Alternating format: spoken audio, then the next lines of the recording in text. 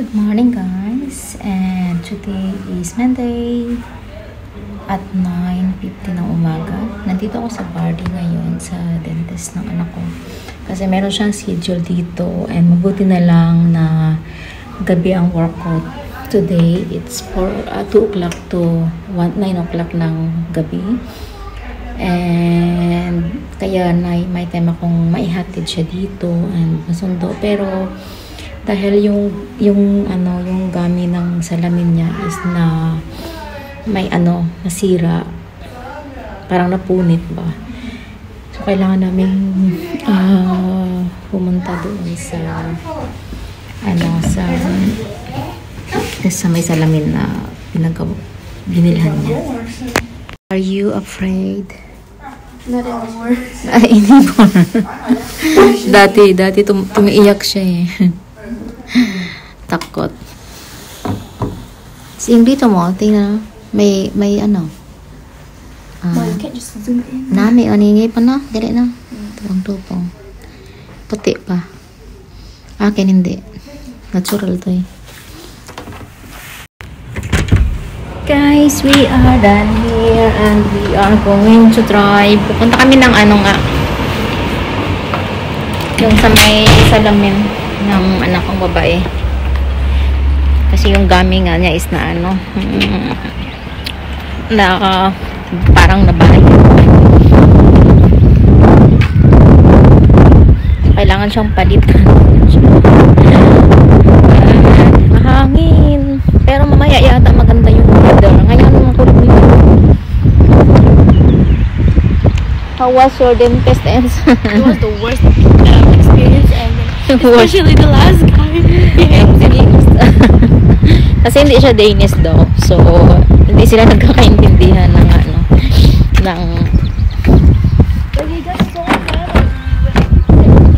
Bell? What? And then Mom, I don't know if I answered right or wrong, but I think it's wrong. I answered. No? He asked, what is the lay I go to? And I said, I don't go to lay. Yeah, sa Oxford. Lane, Sand Lane or Lane? Wala, dito lang. Yeah. It's only here, sabi mo dapat. Well, No, alam naman niya. Yan. Kasi, yung edad mo, dito talaga. Wala mang iba. You cannot be in the then private. I don't know. I said I don't Yeah, go but to lay. why he asked that? At your I don't age, he know. knows that it will be here.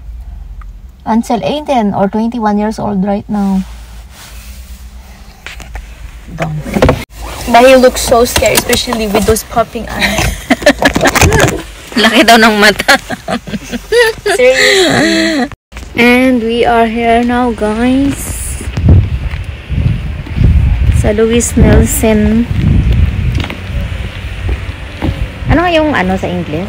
Yung umbrella up. Butik.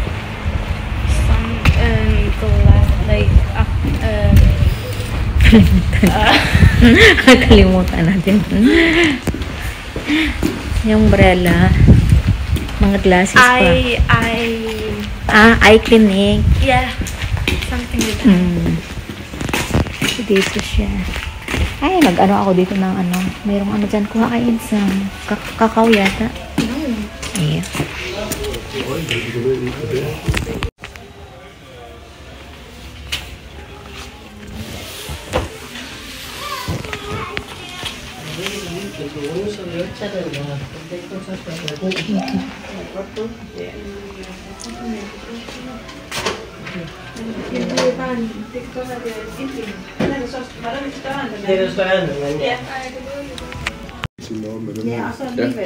Jeg kan bare se, at du har fået den der skiftet.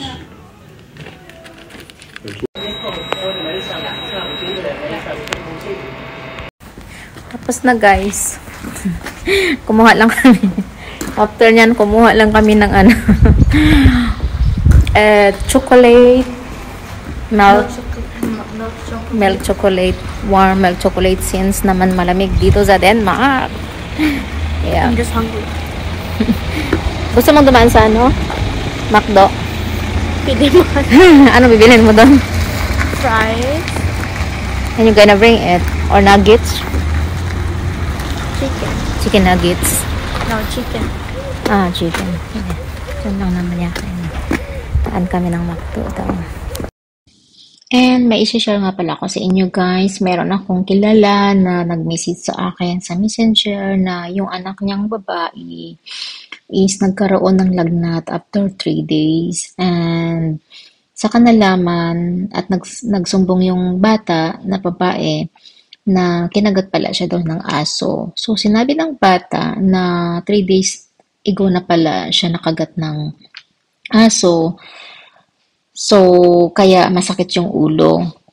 Ngayon, nag-message sa akin na yan nga ang nangyari and kailangan ng maturukan pero kulang ng pera. Kaya naman pinadalhan ko siya ng 1,000 pesos para magpaturok doon. And so naturukan naman siya and nga lang nagkaroon siya ng allergy and nagdagdag siya ng another 450 dahil nagkaroon ng allergy yung bata and yung second niya turok niya is 1,700. So hindi natuloy yung turok ng 2 days dahil walang pera.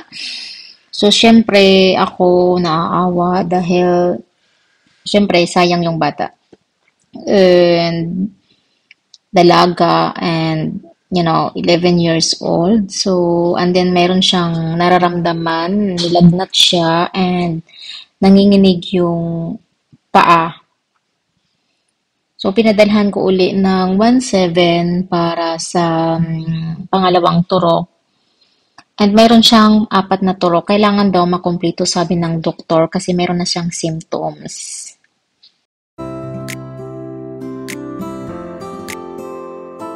Hey guys, natulog ako guys. So mag-unbox tayo. Dumating yung aking order sa Zalando.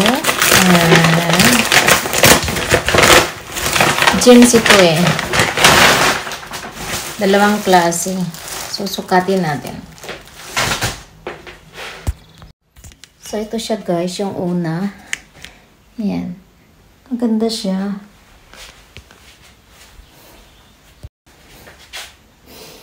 Ito yung fitting niya. Yan.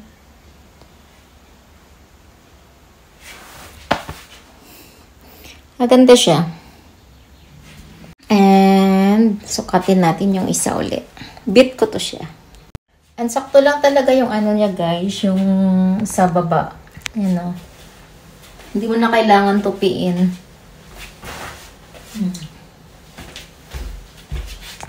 Hindi na kailangan tupiin. And ito yung isa guys. Maganda rin siya. Yan. Sakto lang din. Ito siya.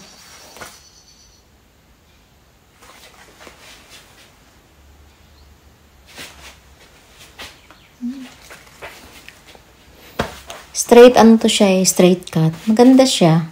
I like it. And guys, walang duda, ikikip ko itong silang dalawa kasi maganda talaga yung fitting. And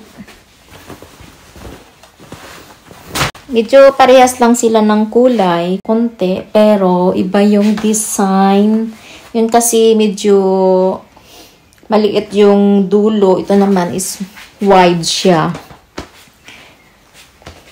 And itong ano niya, dito naman marami siyang mga tas-tas.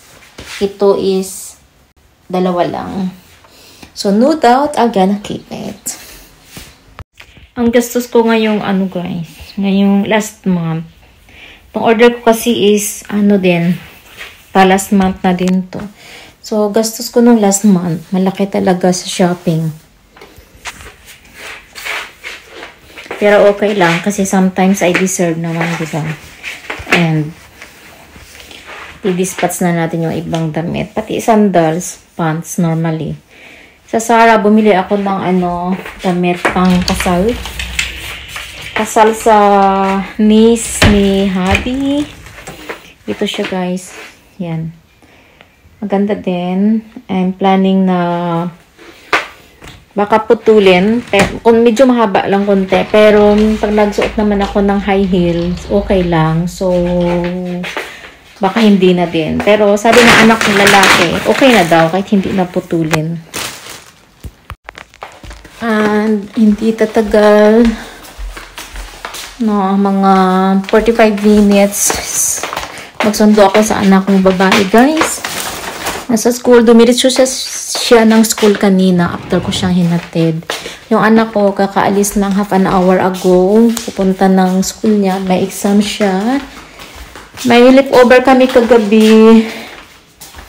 Ito pala yung natirang chicken May leftover kami kagabi, pero good for 2 person lang. So, it's either na anak ko ang kakain nito. Hindi ko alam. Check natin. Magsusundo ako sa kanya ngayon, guys. And parang, parang naging, niya ako today, guys, naging taxi driver. Yung anak kong babae. Susunduin natin siya.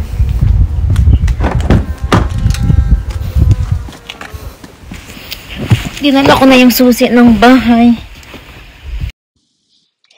Yung 10 signs kasi, guys, ng rabies sa dog is yung pagka-restlessness, yung constant nila na takot or waiting for something bad to happen. Tapos yung withdrawal na yung dogs can become very shy and nag-start silang mag-hide away sa people, spending a lot of time alone, and parang licking the bite. So parang nagkakaroon sila ng like dinidilaan nila or nag-scratch sila yung mga infected wound nila sa katawan.